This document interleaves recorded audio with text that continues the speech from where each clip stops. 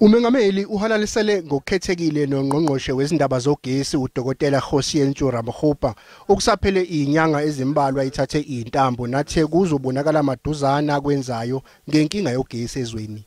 He seemed to have gathered, all his strength to fire up not only electricity but also to electrify this house and the debate. Ukhumbuze amaLungu ePhalamende ngalokho izwe eseledlule khona kamuva nje. Ubale waqhamisa ukubheduka kwe-COVID-19 eyaba nomthelelo omubi wokuphela kwemisebenzi. Izibhelu zangonyaka u-2021 ezazibhoke kakhulu KwaZulu-Natal nasezingxenyeni zaseGauteng.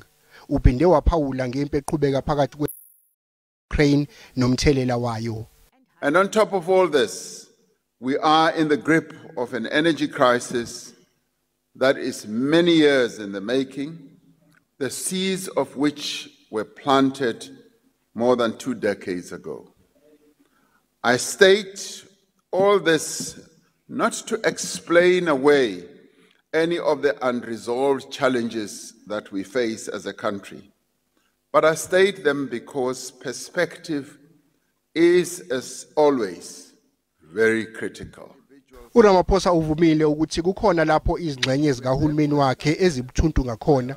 Wathi bazimisele njengohulumeni ukuwavuma amaphutha bese kuphinda kulungiswa lapho xeka khona ngokweminyango kahulumeni.